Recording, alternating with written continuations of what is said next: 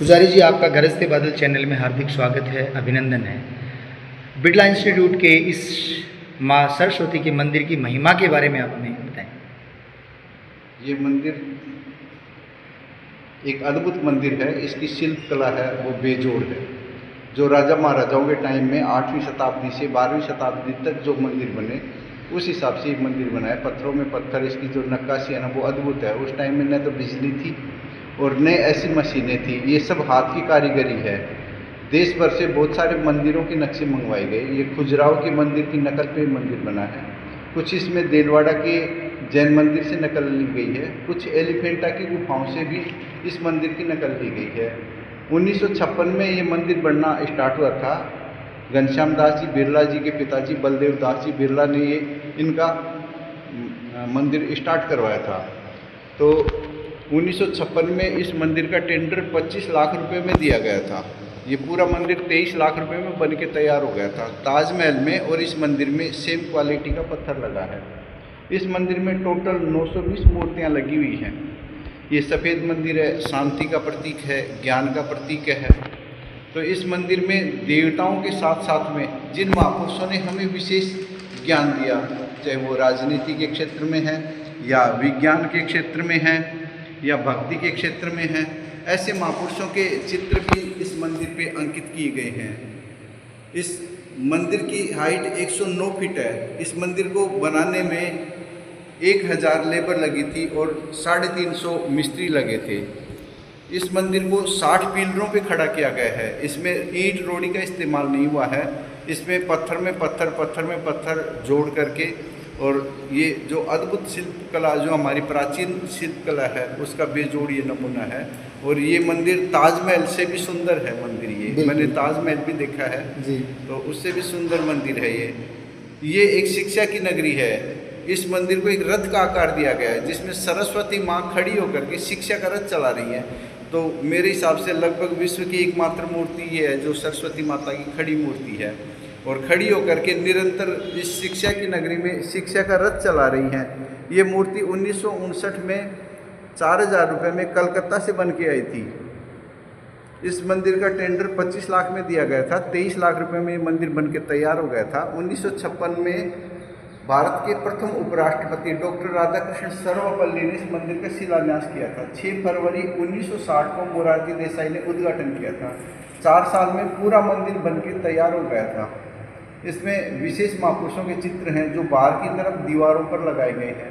उनके बारे में मैं आपको बताऊंगा बाहर चल करके। ये इधर सरस्वती माँ की मूर्ति है।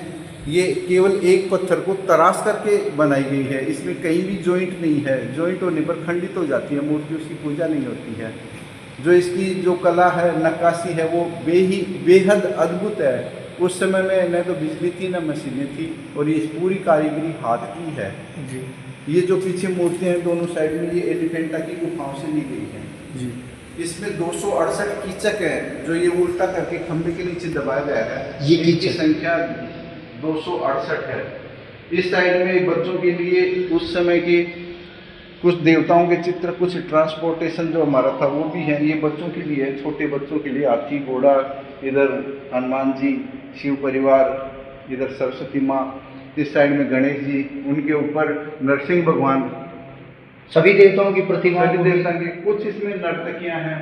पहले एक जानवर होता था, ये यहाँ विलुप्त हो गया।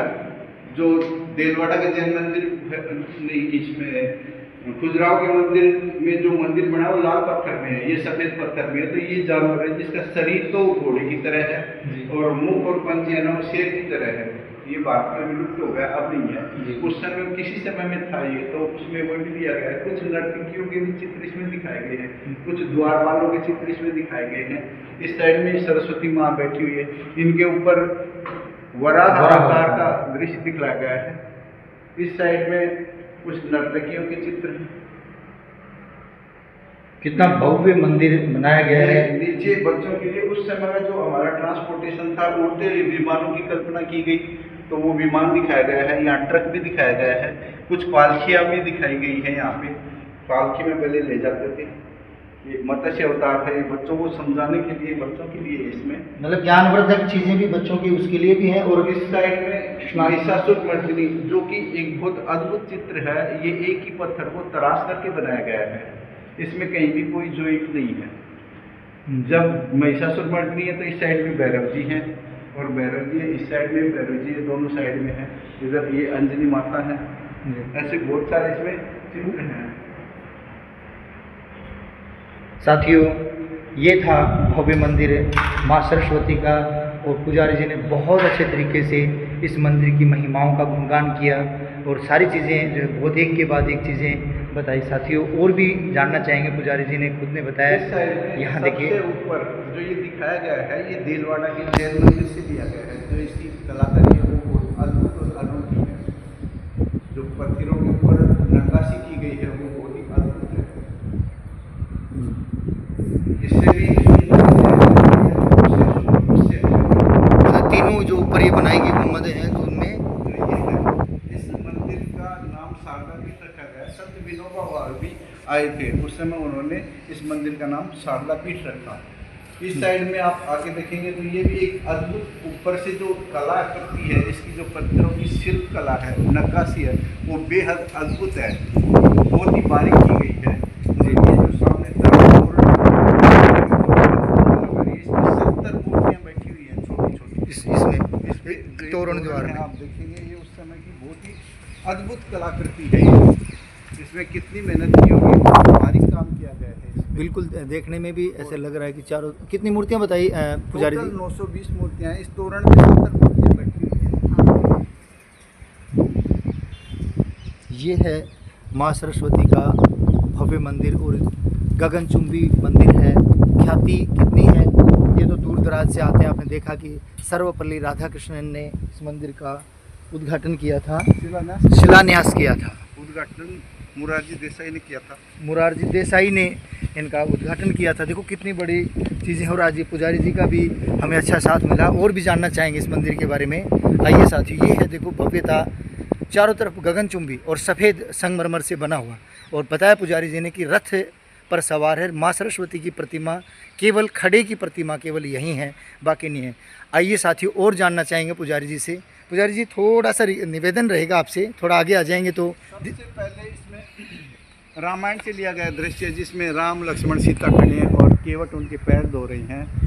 जो हमारी भारतीय संस्कृति है, अतिथि देवो भव, को यहाँ दर्शाया गया है। रामचरितमानस से लिया गया है। इसके बाद में मायावी मृग का शिकार करते हुए भगवान राम, उनके आगे अशोक वाटिका में सीता जी, जो नीचे बैठे हैं इधर मुख करके वेद व्यास जी है। इनका पूरा नाम श्री कृष्ण द्वैपायन वेद व्यास था। ये 28वां कलयुग चल रहा है और ये 28वें वेद व्यास हैं। इससे पहले 27 वेद व्यास और पहले हो चुके हैं। क्या बात है, क्या बात है। तो ये कलियुगे कलि प्रथम चरणे जम्बू द्वीपे भरत खंडे, ये कलयुग है। और इसमें भी कलयुग का ये 28वां कलयुग चल रहा है और इसमें प्रथम चरण चल रहा है। लगभग 5200 वर्ष पहले कृष्ण भगवान थे और द्वापर युग समापन हुआ था और कलयुग का आरंभ हुआ था। इस साइड में सबसे ऊपर विषपान करते हुए देवगुरु बृहस्पति, विषपान करते हुए भगवान शिव, उनके नीचे देवगुरु बृहस्पति, उनके नीचे शिव और पार्वती। इस साइड में आगे देखेंगे गोवर्धनधारी भगवान श्री कृष्ण, उनके नीचे वाल्मीकि जिन्होंने संस्कृत भाषा में, उनके नीचे लक्ष्मी नारायण भगवान, रामचंद्र का दिखाया गया है। उनके नीचे सूर्य के पुत्र मनु, जिन्होंने मनुस्मृति लिखी, जिसमें वर्ण व्यवस्था और आश्रम व्यवस्था का उल्लेख किया गया है। सबसे ऊपर संत तुकाराम, बिल्कुल बिल्कुल, उनके नीचे पाणिनि ऋषि, जिन्होंने संस्कृत भाषा की ग्रामर लिखी। क्या बात उनके है। नीचे भगवान गणेश। इस साइड में सबसे ऊपर मीराबाई, उनके नीचे भास्कराचार्य, उनके नीचे शिव और पार्वती। बीच में अपन देखेंगे सबसे ऊपर कृष्ण लीला का दृश्य दिखाया गया है। उनके नीचे पंडित मदन मोहन मालवीय जी, पंडितों के साथ में, और इन्होंने ही प्राण प्रतिष्ठा करवाई थी। और इनको बिरला जी ने कहा था कि आप यहाँ रहो, इस संस्था को चलाओ। इन्होंने मना कर दिया था कि मेरा तो PHU है तो मैं वहीं जाऊँगा। इनके शिष्य थे सुखदेव जी पांडे, जो अंत तक यहाँ रहे और उन्होंने बिरला एजुकेशन ट्रस्ट में बहुत लंबे समय तक सेवा की। और उन्होंने एक बहुत प्रसिद्ध बुक लिखी, पिलानी मेरी कर्म, पिलानी मेरी कर्म भूमि, ये उनकी एक प्रसिद्ध पुस्तक थी। थी। इस साइड में सबसे ऊपर मुंडमाली भगवान शिव, उनके नीचे कौटिल्य चाणक्य जी उनके नीचे शिव और पार्वती। यंत्र मंत्र तंत्र के देवता भगवान शिव हैं। माता पार्वती ने भगवान शिव से तो हमारे संसार के कल्याण के लिए पूछा था उनको। आज के हमारे सामने इस साइड में महावीर स्वामी जी, महात्मा बुद्ध, उनके नीचे पतंजलि, उनके नीचे लक्ष्मी नारायण भगवान। इस साइड में सबसे ऊपर शिव और सती, उनके नीचे राष्ट्रपिता महात्मा गांधी। इसमें नए और पुराने कथाओं का समावेश है। इनके नीचे शिव और पार्वती। इस साइड में सबसे ऊपर सबरी के आश्रम में भगवान राम मेल खाते हुए, राम और लक्ष्मण। उनके नीचे महाकवि कालिदास मेघदूत के हाथ में है और काली माता के सामने है। और उनके नीचे शिव और पार्वती। साथियों इसमें सबसे ऊपर गुरुनानक देव, उनके नीचे दयानंद सरस्वती।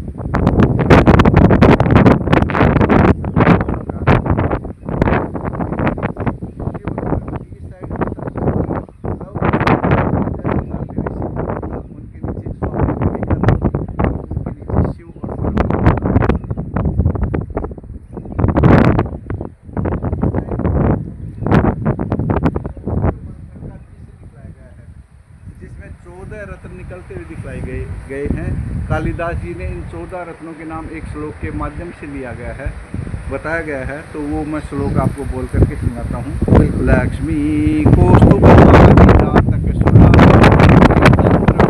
गावे कामदुधा सुरेश्वर गजो ब्रह्मादि देवांगना अश्व शाप्तमुख हरिधनु शंखो विषम चाम्बुदे रत्नानीति चतुर्दश प्रतिदिनम कुर्वन्तु नो मंगलम। जो मनुष्य प्रातःकाल उठ करके इन 14 रत्नों का स्मरण करता है उसकी मंगल कामना होती है। ये जो सुनेगा उसकी भी मंगल कामना होती है, सबका कल्याण हो। उनके नीचे फ्रीडम फाइटर तिलक, उनके नीचे लक्ष्मी नारायण भगवान।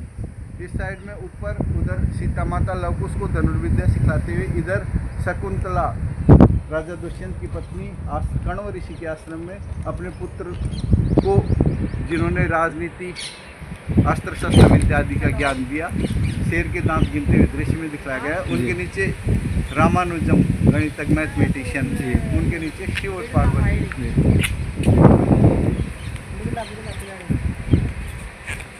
इस साइड में सबसे ऊपर नर और नारायण का दृश्य दिखलाया गया है, जो एक पहाड़ पर बैठ करके तपस्या कर रहे हैं। उनके नीचे वैद्य धन्वंतरी, जो समुद्र मंथन में अमृत कलश लेके निकले थे और संसार को आयुर्वेद का ज्ञान दिया था। उनके नीचे शिव और पार्वती। इस साइड में सबसे ऊपर पर्वत उठाए हुए भगवान शिव और पार्वती बैठे हुए हैं कैलाश पर्वत पे, और रावण उस पर्वत को उठा रहा है। उनके नीचे गुरु रविंद्रनाथ टैगोर, उनके नीचे शिव और पार्वती।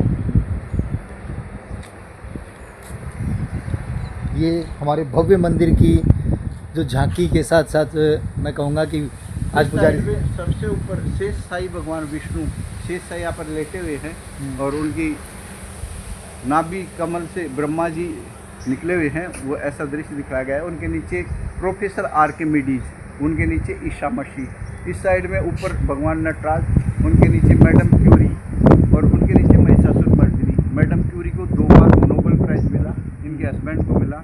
इनकी 2 बेटियां थी, उनको भी नोबेल प्राइज़ मिला था। ये नोबेल फैमिली है।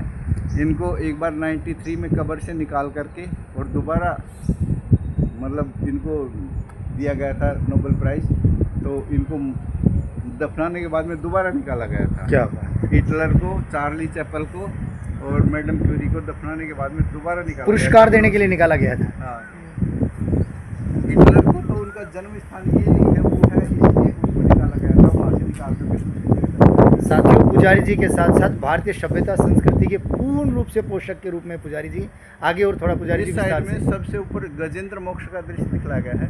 उनके नीचे सीवी रमन, जिन्होंने एक्सरे का आविष्कार किया, उनके नीचे शिव और पार्वती। इस साइड में ऊपर रामकृष्ण वर्मा, उनके नीचे अलेक्जेंडर फ्लेमिंग, उनके नीचे अब्राहम लिंकन।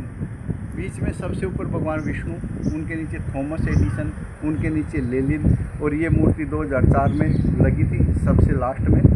इस क्वालिटी का पत्थर नहीं है, ये ख़त्म हो गया अपने देश में, तो ये मूर्ति बार बार खाली हो जाती है। घनश्याम दास बिरला है जिन्होंने बिरला को बहुत बढ़ाया। इस साइड में सबसे ऊपर हलदर भगवान बलराम, उनके नीचे आइंस्टाइन, उनके नीचे शिव और पार्वती। इस साइड में आएंगे, सबसे ऊपर कार्तिकेय भगवान शिव के पुत्र, उनके नीचे लुई पास्चर, उनके नीचे शिव और पार्वती। इस साइड में सबसे ऊपर जोराष्ट्र, जिन्होंने ईरान में पारसी धर्म का प्रचार प्रसार किया था, उनके नीचे गैलीलियो, जिन्होंने दूरबीन का आविष्कार किया, उनके नीचे केनेडी, इधर अब्राहम लिंकन। ये दोनों अमेरिकी राष्ट्रपति हैं। दोनों के कार्यकाल में ठीक 100 साल का अंतर था। दोनों का कार्यकाल समान था और एक फिल्म देखने के लिए जा रहे थे, एक फिल्म देख के आ रहे थे, उसी टावर से गोली चली और दोनों की गोली से मौत हुई। इसलिए इनके जीवन के 14 पॉइंट आपस में मिलते हैं, हो सकता है ज़्यादा भी, इसलिए 2 अमेरिकी राष्ट्रपति लगाए गए। इस साइड में सबसे ऊपर महावीर स्वामी, उनके नीचे न्यूटन, उनके नीचे शिव और पार्वती। इस साइड में सबसे ऊपर सूर्यदेव, उनके नीचे जगत गुरु शंकराचार्य, उनके नीचे शिव और पार्वती। इस साइड में उदित होते हुए 7 घोड़ों के रथ में बैठे हुए सूर्यदेव, उनके नीचे चैतन्य महाप्रभु, उनके नीचे शिव और पार्वती।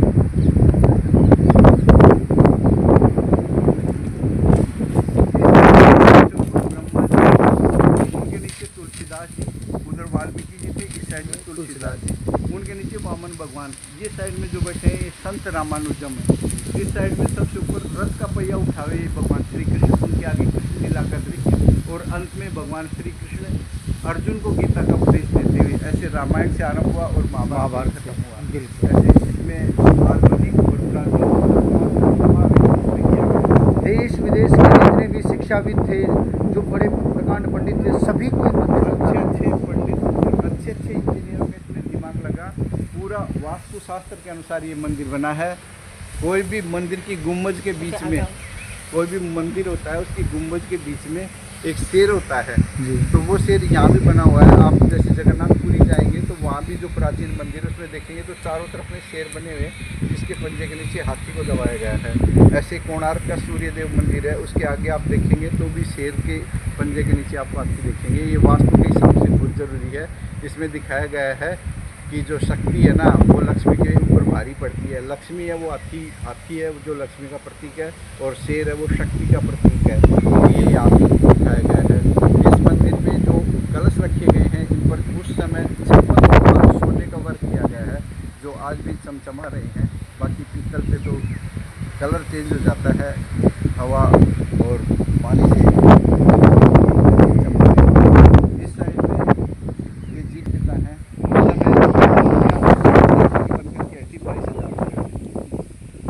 आज तो करोड़ों रुपए की होंगी। हाँ, आज ये पूरा मंदिर 500 करोड़ से ज़्यादा का है। बहुत आग की जाएगी कीमत। बड़े बड़े जो शिल्पकार आते हैं उनसे मैंने पूछा था यहाँ पे। ये रानी योगेश्वरी देवी हैं। अंग्रेज़ों के टाइम में राजा साहिब की उपाधि दी जाती थी। तो घनश्याम दास बिरला जी के पिताजी बलदेव दास जी को राजा साहिब की उपाधि मिली हुई है, तो उनका पूरा नाम राजा बलदेव दास जी।